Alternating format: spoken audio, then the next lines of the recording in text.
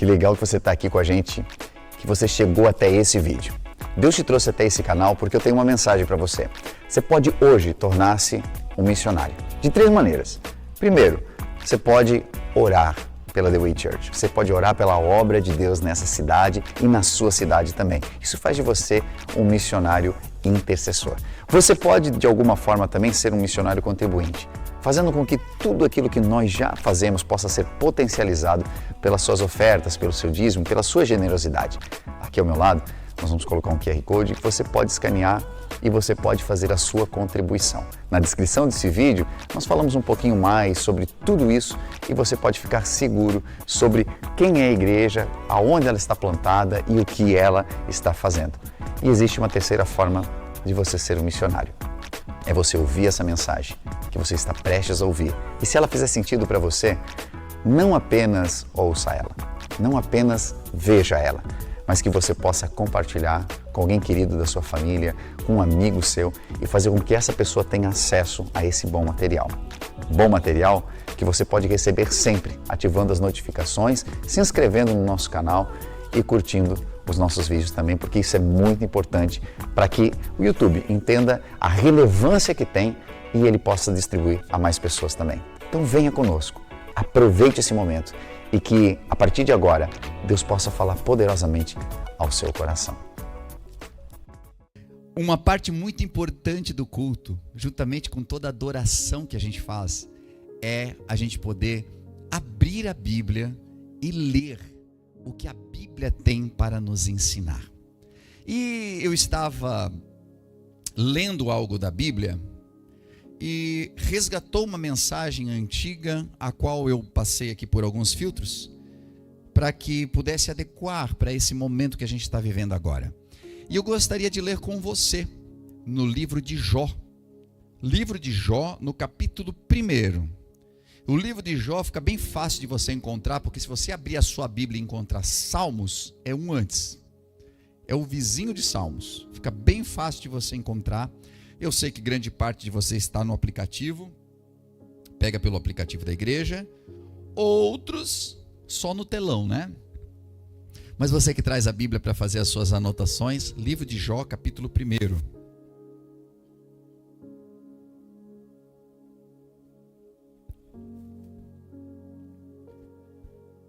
Nós vamos ler a partir do verso de número 20. Glória a Deus. Livro de Jó, capítulo 1, versos 20 até o 22.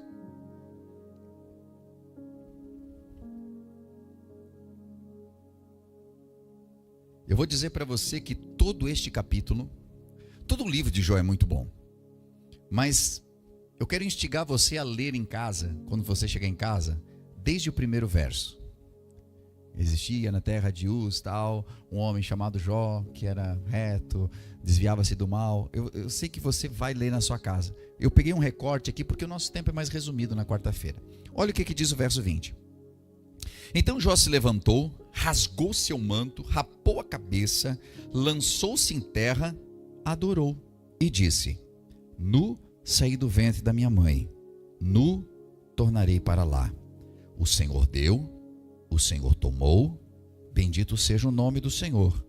Em tudo isso Jó não pecou, nem atribuiu a Deus falta alguma. Esse aqui é o texto. Quem nunca soube da vida de Jó, nem sabia que tinha um livro na Bíblia com esse nome? Preciso dizer para você que os fatos que antecedem este momento são que havia um homem muito rico, muito bondoso, que desviava-se do mal, que fazia tudo que era reto aos olhos do Senhor, que era um bom homem, e tinha 10 filhos, e ele tinha muita grana. Ele tinha muitos bois, ele tinha muitas ovelhas. Em um dia só, ele perdeu tudo. Em um dia só, ele perdeu toda a sua riqueza. E os 10 filhos morreram porque a casa caiu sobre eles e eles morreram. Depois que ele soube da notícia que os seus 10 filhos morreram, porque ele recebeu todas as notícias ao mesmo tempo, foi isso que aconteceu aqui que eu li com você. Ele rasgou seu manto, raspou sua cabeça, lançou-se na terra e disse: olha, foi nu que eu saí do ventre da minha mãe e um dia voltarei nu para lá. querendo falar de que não levaria nada deste mundo. Mas bendito seja o nome do Senhor. Ele adorou a Deus no meio da sua dor. Se você continuar o texto, você vai ver que Satanás não estava contente só com aquilo e disse para Deus, ele não blasfemou porque ele não está doente. Se ele ficar doente, o Senhor disse, pode tocar. Não toca na vida dele, mas pode tocar na saúde. E ele ficou muito doente, umas úlceras que saíram no seu corpo, que a Bíblia diz que ele se coçava com cacos de telha. E ele ficou no chão, destruído, a ponto da mulher olhar para ele e dizer assim, por que tu não amaldiçoou teu Deus e morre de uma vez, homem? De tanto que era uma situação terrível que aquele homem estava. Mas o livro de Jó vai continuar dizendo de que, apesar de muitos questionamentos, apesar de muita dor que ele estava vivendo, seus amigos vieram e passaram 7 dias em silêncio ao seu redor. E quando falaram, foi para acusá-lo e dizer, quem sabe tu fez alguma coisa errada, e é por isso que tu está nesse sofrimento. E ele argumentando com eles. E quando eu chego nessa parte da história, eu sei que você talvez se identifica, porque quando a gente está passando às vezes por um momento difícil e um amigo vem, tudo que a gente espera é que este amigo te compreenda, que este amigo diga para você, estou aqui para o que der e vier, como é que eu posso te ajudar? Mas às vezes a palavra que vem assim, isso aí deve ser pecado, né? Que tu deve ter cometido, né? Pode ser que é isso, é a mão de Deus pesando sobre ti. Não sei se você já ouviu sobre isso, né? Eu já ouvi algumas vezes. Espero que tenha sido a última, Senhor. Mas às vezes no meio da tua dor, alguém consegue te colocar ainda mais para baixo. E foi isso que Jó enfrentou. Mas por que eu estou falando sobre isso? E dei essa introdução do que este homem viveu. Porque às vezes nós confundimos dor e sofrimento. E dor e sofrimento são coisas diferentes. A dor, ela é uma sensação física, ela pode ser emocional também, geralmente desagradável, aguda, localizada, por um curto período de duração. E essa dor, ela vem, ela age, ela pode ser momentânea, mas ela é excruciante às vezes. Às vezes ela é contínua, mas pouca. E ela pode tornar-se um sofrimento. Mas dor e sofrimento são coisas diferentes. A dor, quando se sente, não se pode medir. Não há como saber qual dor dói mais. Alguém fala da sua dor e você pode pensar, mas isso não é nada. E você conta da tua dor pensando que você tem a maior dor do mundo e para a pessoa não é. Qual é a dor que dói mais? Depende da resistência de quem sofre. Depende do porquê você está passando por essa dor. Às vezes o prêmio faz com que a gente passe pela dor de uma maneira mais tranquila, porque o prêmio é muito valoroso. É dor de uma enfermidade. Diz que uma das piores dores de um corpo humano é a dor nos rins, ou uma dor de parto. Qual é a dor? Ou a dor de o término de um casamento, onde anos e anos você passou junto daquela pessoa e daqui a pouco acabou. É a dor do luto, de alguém que foi embora tão cedo, ou no momento em que a gente não esperava. Qual é a dor que dói mais? É a dor da traição, quem sabe? A dor de uma amizade rompida? Shakespeare certa vez disse, todo mundo é capaz de dominar uma dor, exceto quem sente ela. Exceto quem sente. Qual é a dor que dói mais? A dor de perder tudo, como Jó, a dor de perder 10 filhos, a dor de escutar a esposa dizendo, não aguento mais te ver sofrer, morre. A dor do silêncio de Deus. A dor, ela é momentânea, mas muitas vezes ela torna-se um sofrimento. E o sofrimento, a palavra sofrimento, vem do latim sufferre, que significa suportar, carregar, aguentar. É um estado prolongado de angústia, que pode ou não ter uma dor presente. Às vezes o sofrimento acontece e você já não tem mais a dor, mas você continua carregando algo. É diferente. E ele envolve continuidade, peso emocional. É como se a dor fosse o impacto e o sofrimento fosse o eco daquilo que você vai sentindo pós. O sofrimento é como se fosse um muro e a dor fosse apenas um dos tijolos que compõem esse muro. E muitas pessoas passaram por um momento de dor, mas hoje estão em sofrimento. E é tão necessário falar isso nos dias que nós vivemos hoje, porque dentre esses muitos tijolos dessa muralha chamada sofrimento, às vezes a dor é o começo de algo e depois fica o medo do futuro, o medo da morte pode causar sofrimento para muita gente. O que tem depois? E se eu morrer? E se o meu filho morrer? Eu não vou saber viver. E nós ficamos nisso. Os medos tornam a nossa vida um sofrimento. O estresse, que é uma sobrecarga emocional que nos fragiliza muitas vezes também. É tanto estresse que você percebe que acaba se tornando injusto com as pessoas que estão perto de você. Tu não consegue ser mais agradável, você não consegue mais viver. A ansiedade, que é a preocupação antecipada, né? Sempre estamos antecipando alguma coisa e não conseguimos viver o momento, torna-se sofrimento também. A própria dúvida, que é essa ausência de sentido ou direção. Sofrimento para muitas pessoas porque elas não conseguem sair da dúvida. Será que é para a esquerda ou para a direita? Será que eu devo ficar ou devo ir? Será que é para eu casar? Ou é para eu ir embora? Ou é para eu... E a pessoa não consegue sair das dúvidas. E a dúvida se torna um sofrimento na sua vida. Ou o próprio silêncio de Deus. Porque em alguns momentos o silêncio de Deus se torna um sofrimento para nós. Não quer dizer que o sofrimento de um todo seja ruim. Porque a muralha, ela tanto pode nos isolar quanto nos proteger. Mas é o quanto de fé que você tem no meio desse processo todo. Quanto de fé há em você para atravessar o momento de sofrimento?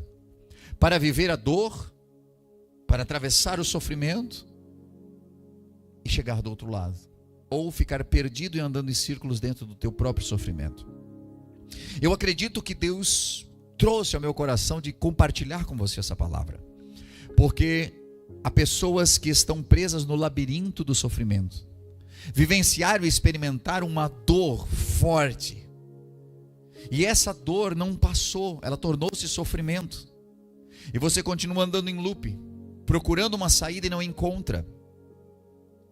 Agora, para outras pessoas, quem sabe você está num processo de sofrimento, mas do outro lado desse labirinto você escuta uma voz que está guiando você. Uma voz que sempre vai te guiar e nunca vai te deixar no escuro. A voz de Deus sempre estará com você de alguma forma. Às vezes ela vem de forma audível, às vezes ela vem em forma de amigos, às vezes ela vem em forma da palavra de Deus que fala contigo. E por vezes sim, nós passamos até pelo silêncio de Deus. E o silêncio de Deus pode fazer parte do sofrimento? Pode. Mas quando ele faz parte do sofrimento, é a partezinha do teste onde Deus quer saber se você continua confiando, mesmo quando ele está em silêncio, mesmo quando ele está calado, mesmo quando nós sentamos no culto e não ouvimos aquela palavra que a gente diz, hoje foi tudo para mim. Porque nem sempre é tudo para mim. E tem vezes que eu vim e parece que o culto foi sem sentido. E o que nós fazemos? Levantamos ali, essa não é mais a minha igreja, ou esse não é mais o local que eu quero vir, ou nós continuamos entendendo, mesmo que Deus esteja em silêncio, eu não vou me afastar da presença de Deus. Porque assim como disse Pedro, para quem iremos nós, se só tu tens as palavras da vida eterna? Só tu tens, eu não tenho para onde ir. Jó estava vivendo uma dor que eu não posso descrever. Ele perdeu seus bens, ele perdeu sua saúde e ele perdeu 10 filhos. Não foi um, foram 10, foram todos, de uma só vez. E aí ele passa por essa dor aguda, Mas os dias vão passando. E ele começa a entrar em sofrimento. Porque às vezes nós temos até uma boa reação. A gente vive uma experiência difícil. Alguma coisa aconteceu. Bateram no nosso carro. Um diagnóstico ruim do médico. Alguma coisa que foi uma notícia que te trouxe dor. Ou mesmo uma situação contigo, de dor mesmo. E no primeiro momento, às vezes até mas eu confio no Senhor. Deus é um Deus de providência, vai dar tudo certo. O problema é que passa um dia, 2, 3, 4, vai se tornando sofrimento. A dor de um problema que se estabeleceu num casamento, mas que não foi resolvido, vai se tornando um sofrimento. E aí quando a gente vai acompanhando Jó, aquele homem que disse: olha, nu saí do ventre da minha mãe, nu voltarei para lá, o Senhor deu, o Senhor tomou, bendito seja o nome do Senhor. Esse mesmo homem, no capítulo 3, versículo 11, já está dizendo: por que eu não morri ao nascer? Por que eu não morri? Não se manifeste, por favor, mas eu quero perguntar para você: quantas vezes você já se perguntou isso? Por que eu não morri ao nascer? Ou por que eu nasci? Sabe, no meio do sofrimento que a gente fala: por que eu nasci? Alguns de nós aqui fomos salvos no parto, porque o cordão umbilical estava amarrado no teu pescoço e você nasceu roxa, quase morreu. E no momento do teu sofrimento assim: ali era para eu ter morrido, tinha evitado um monte de problema. Porque nós temos que encontrar um sentido. E quando não encontramos, o próprio Jó viveu isso. Por que eu não morri ao nascer? Ele começa a ter questionamentos existenciais. Outra, desgaste psicológico. Em Jó 7, quem é o homem para que tanto o estimes? Ele começa a dizer: por que, Deus? Por que tu dá atenção ao homem? Ou seja, acaba com tudo de uma vez. Crises com amigos e a religião tradicional. Em Jó 16, ele está já ouvindo os seus amigos, e os seus amigos não eram bem amigos, né? Não tinha uma palavra boa para ele, e ele começa a questionar até mesmo isso. E nós passamos por momentos em que parece que a família não entende, os amigos não entendem, a igreja não entende. Entenda de que por vezes, o que nós estamos vivendo é um processo nosso com Deus, não tem a ver com a igreja, não tem a ver nem com os teus amigos. Obviamente que ser um mau amigo quando Deus está pesando a mão, a gente vai perceber nos amigos de Jó que depois eles tiveram que ir lá se consertar com ele. Mas deixa os teus amigos com Deus. Sabe o que eu aprendo aqui? Que os amigos de Jó, e eu estou instigando você porque eu quero que você leia o livro de Jó.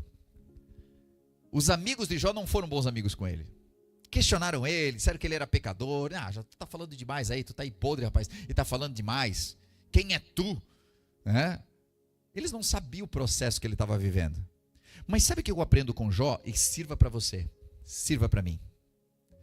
Que Jó não pegou os seus amigos e descartou-lhes. Jó não disse assim: vocês vão pagar, tá? Vocês vão pagar por tudo isso aí.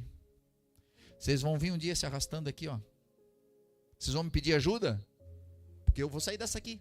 Eu vou sair dessa situação e aí eu quero ver. A gente não vê Jó fazendo isso. E chega um ponto da Bíblia, lá no final, que Deus acende a sua ira contra os amigos de Jó. E diz para eles assim: vocês vão voltar lá no meu servo Jó, vocês vão pedir misericórdia.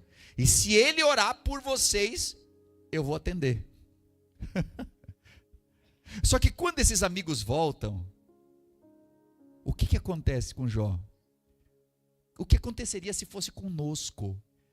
No pior momento da sua vida, você foi desprezado pelos teus amigos, você não teve uma palavra boa, mas agora eles vêm dizendo assim: pois é, rapaz, eu errei. Você já viveu isso? Pois é, estava errado. Pois é. Como é que a gente reage? A Bíblia diz que Deus mudou toda a vida de Jó. Sabe em que momento? Enquanto ele orava pelos seus amigos. por aquelas pessoas que lhe apedrejaram, por aquelas pessoas que não lhe compreenderam. E isso aqui é uma grande demonstração que Deus não dá o direito a você a julgar, nem mesmo quem está te julgando. Mas coloque na mão de Deus, porque o Senhor é que vai tratar com cada um. E quando vier para você, não é para você esmagar ninguém, não é para você se ensoberbecer, é para você ainda orar por eles, porque o teu cativeiro vai mudar quando você estiver orando pelos teus amigos. Vai mudar as coisas na tua casa quando você começar a orar pelos teus amigos. Ore até pelos teus inimigos, porque Jesus ensinou não orar só pelos amigos, mas orar até pelos inimigos. E eu tenho certeza que vai mudar as coisas. Glória a Deus. Ele estava desgastado. Quando eu vou para os versos, eu acho que é o capítulo 7, verso 4, eu não tenho certeza. Ele diz assim: quando eu me deito, eu fico pensando, quanto vai demorar para eu me levantar? A noite se arrasta, eu fico virando na cama até o amanhecer. O meu corpo está coberto de feridas, a minha pele está rachada. Alguém aqui já viveu isso? A noite inteira virando de um lado para o outro? Não consegue dormir? A insônia pegou? Você não está conseguindo descansar, o sofrimento está difícil, né? Não está conseguindo dormir de noite? Já viveu isso? Eu me tornei objeto de riso para os meus amigos. Olha, que atual isso. Eu antes clamava e ele me respondia. Eu era íntegro e irrepreensível, mas agora eu sou um mero objeto de riso. A minha magreza depõe contra mim, Jó 16:8. O meu corpo não passa de uma sombra, Jó 17:7. Eu não passo de pele e ossos, Jó 19:20.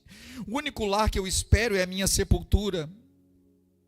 Ele chegou num ponto do seu sofrimento que ele não via beleza mais nenhuma na vida. E por que eu estou dizendo isso, gente? Porque às vezes nós chegamos nesse ponto também.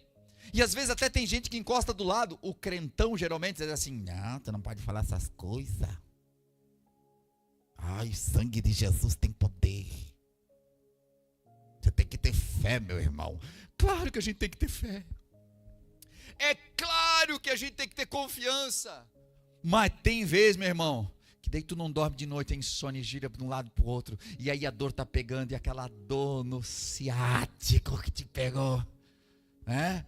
E aquela gastrite que está acabando contigo, e aquela dor de cabeça, aquela enxaqueca, e às vezes não é no corpo físico, mas é um problema sério que tu está resolvendo de traição, e é um problema sério às vezes no casamento, e é um problema sério na empresa, e tu descobriu um negócio e tu não pode falar naquele momento, porque tu tem que esperar, e tu está vivendo numa agonia, e tu não sabe mais o que fazer, e parece que Deus está em silêncio. E às vezes tu está vendo injustiça acontecer e caluniaram você, e eu não sei quanta coisa ruim pode ser que passou já pela tua vida, e aí parece que a fé vai embora. Esse homem viveu isso também, mas apesar de ter vivido tudo isso, nos momentos que parecia que eles iam conseguir roubar tudo de Jó, ele solta algumas palavras que demonstram de que ele ainda está alinhado com Deus. Porque quando o sofrimento começa a tomar conta dele, o sofrimento não se torna maior do que a fé. Porque quando está querendo chegar no nível da fé, ele fala palavras como essa. Quando ele levanta e diz: com tudo que eu estou vivendo, com tudo que eu já passei, com tudo que eu não entendo que eu estou vivendo aqui, eu sei que o meu Redentor, ele vive. E no fim ele vai se levantar para me defender e vindificar, ainda que eu esteja no pó do meu túmulo, e depois de todo o meu corpo estar consumido na terra sem carne, então eu contemplarei a face de Deus. Quer saber de uma coisa? Deus vai se levantar, e mesmo que depois dessa terra passar, eu ainda estarei com ele. Quer dizer uma coisa: se eu nessa terra não conseguir nada, mas ainda assim eu não vou perder a minha salvação. Ele tinha uma esperança viva em Deus. E sabe o que é o mais maravilhoso disso? É que com a vinda de Cristo e a esperança que Cristo nos traz, nós não temos mais só esperança no porvir, não temos a esperança apenas na glória, nós temos uma esperança viva aqui ainda, porque Deus nos chamou para fazer as obras dele aqui na terra. Só não tem esperança quem não descobriu o seu chamado, porque se você descobriu o seu chamado, você só está vivo porque Deus ainda tem uma coisa para realizar na sua vida. Você está aqui nessa noite respirando? Tá, eu estou aqui, pastor, estou respirando. Às vezes eu sinto, parece que eu estou respirando por aparelho, mas estou aqui ainda. Deus tem um propósito ainda na sua vida. Esse sofrimento não vem para te matar. Esse sofrimento não vem para acabar com você. Pode ser que você esteja com lutas. Está atravessando um luto familiar como Jó. Um luto social, um isolamento. Um luto espiritual, esse silêncio de Deus. Está como Jó, quem sabe, às vezes, dando gritos de esperança. E às vezes querendo morrer. É parte de um processo. Agora, nessa noite, nós precisamos identificar em que ponto nós estamos desse processo. Se esse é um processo normal que nós passamos, mas a nossa fé ainda nos conduz para fora, ou se a gente já abandonou a nossa fé e só tem sofrimento, sofrimento, e a gente não vê mais esperança em nada. Isso é importante que a gente identifique. Precisamos ter fé no meio da tribulação. Jó, apesar de tudo, não nega a Deus. Apesar de tudo, não aceita respostas prontas. Os amigos de Jó começam a propor para ele o que pode ser. Ele diz, não, eu não consigo aceitar. Eu não consigo aceitar que seja só isso. Eu acredito que existe mais. E uma coisa que Jó faz aqui, que eu acho maravilhoso. Ele não finge estar bem. Ele apresenta a dor dele com honestidade. É quando ele diz assim, quer saber de uma coisa? Eu não estou bem. A minha situação é essa e essa. Não é nada além e nem nada menos. Essa é a minha situação. Ele não fica maquiando a coisa. Ele não fica dizendo, não, gente, eu sei, eu estou podre aqui no chão, mas glória a Deus. No começo ele falou. Mas depois o sofrimento que ele vem atravessando vai roubando isso dele. E ele não está mais entendendo nada, porque tem momentos que a gente não entende mesmo. E ele não ficou dizendo que entendia se ele já não entendia mais. Ele começou a abrir com honestidade tudo aquilo que ele estava vivendo. Às vezes o que nos falta é ser honestos. É dizer, gente, está difícil, tá? Ora por mim, por favor. Família, o pai precisa de ajuda. Família, mamãe está precisando de ajuda. Pastor, eu estou precisando de ajuda. A gente chega em alguns casais, diz, e aí, como é que vocês estão? Glória a Deus, tudo bem, mas estão se matando. Mas não abre. Não, porque o que o pastor vai pensar de mim? Gente, é a mesma coisa que eu chegar no médico com um grande problema, eu pago a consulta, e ele me pergunta, o que você tem? Diz assim, na verdade eu estou muito bem. Cheio de dor.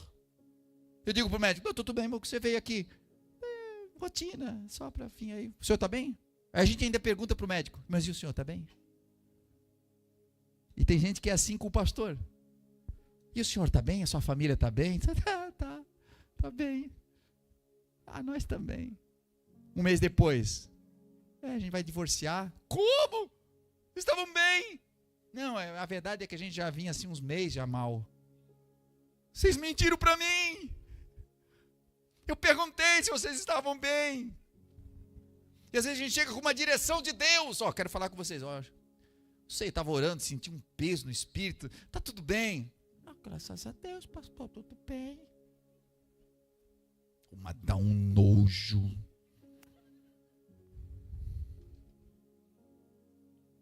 Jó pegou e quer saber? Tá assim o negócio, tá ruim mesmo.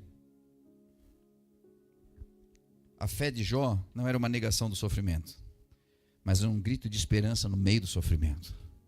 Quando a gente admite que está mal, a gente admite que a coisa não está lá, que a gente precisa de ajuda, não quer dizer que a gente não tenha fé. Apenas quer dizer que naquele momento está difícil, mas a gente continua acreditando. E se alguém nos ajuda? Não, mas daí é porque eu não tive fé. Gente, mas Jesus, sabe quem é Jesus? Só o Filho de Deus, carregando a cruz. Daqui a pouco trouxeram Simão Cirineu para ajudar ele. Aí Jesus podia olhar para Simão Cirineu e dizer, não, eu vou levar. Mas tu não aguenta, Jesus. Não, mas é minha cruz, não dou para ninguém, é minha. Não aceito porque depois vão dizer que não fui eu. Jesus, que era Jesus, aceitou a ajuda de Simão Cirineu. Humildade de aceitar, porque Cirineu não estava tirando a cruz dele e nem a meta que ele tinha Porque Cirineu não poderia morrer na cruz, isso ele teria que fazer. Cirineu poderia ajudar a carregar a cruz. Entenda uma coisa, algumas pessoas podem ajudar você, elas não vão tirar o teu mérito de você conquistar a tua bênção. Mas você precisa de auxílio para chegar lá. Nós precisamos muitas vezes de auxílio. E aqui, eu vejo que Jó, no meio de todo o seu sofrimento, ele abre, mesmo para os amigos não estavam podendo ajudar muito ele, mas ele abre, ele fala, ele mostra. E eu olho para Jesus e vejo que Jesus, no momento da sua grande dor, a dor física que ele viveu, ele não sucumbiu. Diante do sofrimento, ele não sucumbiu. Na cruz, nós vemos ele com muita dor. Você já parou para pensar no sofrimento dele? Em todo o processo? De ver a humanidade que ele estava salvando, cuspindo nele, batendo nele, crucificando ele. O que era a dor dos cravos diante da dor na alma daquele que desceu dos céus para nos salvar? A Bíblia nos mostra o exemplo de Paulo, que viveu dores físicas, sofrimentos, mas que combateu um bom combate, e quando chega no final da sua vida pode dizer, mas eu guardei a fé, e foi ela que não me deixou parar no processo. O sofrimento vem, mas ele não pode nos paralisar. O sofrimento, ele tem que nos impulsionar, porque ele nos mostra que existe alguma coisa muito melhor ali na frente. Ele é apenas um processo, e para que você seja um vencedor, você precisa vencer a dor. Vencedores vencem dores. Não existe vitória sem que haja algum tipo de sofrimento e dor. E eu me aproximo do final aqui, dizendo para você que Deus nunca vai desperdiçar uma dor. Se você está em Cristo, se você está em Deus, toda dor vai gerar alguma coisa boa. A dor de Cristo gerou salvação para nós. A dor de um parto, quando uma mulher passa por uma dor, ela está ali naquele momento, e às vezes aquela dor se torna sofrimento, que é muitas horas, de trabalho de parto. Mas a Bíblia diz que ao final ela abraça seu filho e a dor já passou, porque a vitória chegou para ela. Toda dor tem o poder de gerar alguma coisa boa. A dor pode ser o início apenas de um processo que Deus colocou você para entregar alguma coisa ali na frente. E a pergunta, quem sabe para ti é: hoje você está com dor? Você está sofrendo hoje devido a alguma coisa que aconteceu? Como está o teu processo? Você tem entendido o que você tem vivido? Ou você não tem entendido, Deus, por que tanto sofrimento? Você está andando em loop e não consegue sair desse sofrimento? Ou já consegue levantar a tua cabeça e saber, não, meu sofrimento tem data para acabar, por mais que eu não saiba, mas eu sei que eu estou nas mãos do Senhor e vai dar tudo certo, eu vou chegar lá do outro lado, e nesse sofrimento eu estou sendo lapidado, e nesse sofrimento eu estou aprendendo coisas, e nesse sofrimento que eu estou vivendo aqui, eu estou aprendendo a perdoar, e talvez eu só não saí ainda desse sofrimento porque não perdoei, e eu não perdoei nem fulano e nem ciclano, eu não perdoei a mim mesmo, eu não perdoei a mim que cometi tantas coisas erradas, e eu estou nesse loop de sofrimento. Eu não sei o que você está vivendo hoje, mas assim como alguns personagens bíblicos passaram por dores e sofrimentos, eles não estavam só, e eu vim aqui para dizer para você que você também não está só. Você não está só na tua dor, você não está só no teu sofrimento. Porque o fato de eu estar pregando sobre isso é a resposta que Deus está dando para você, de que Ele sabe o que você está vivendo, que Ele sabe o que você está sofrendo, e de que hoje a única coisa que você precisa é entender se o teu sofrimento já se tornou algo contínuo e sem data para acabar, ou se você apenas está passando por um processo. Porque se você estava andando em loop até o dia de hoje, eu quero que você aquiete o teu coração e ouça a voz do Pai chamando. Um dia os discípulos estavam em sofrimento no barco, achando que iam morrer, até que eles se acalmaram e começaram a levantar a sua cabeça, e lá longe eles viram que alguém estava vindo sobre as águas. Num primeiro momento, normal, Eles acharam que era um fantasma, e quem de nós não acharia? A gente é muito bom pregando, dizendo assim, acharam que era um fantasma, e era Jesus. Bota você no barco aí numa tempestade para você ver. Você nem achar que era um fantasma, é um demônio está vindo lá.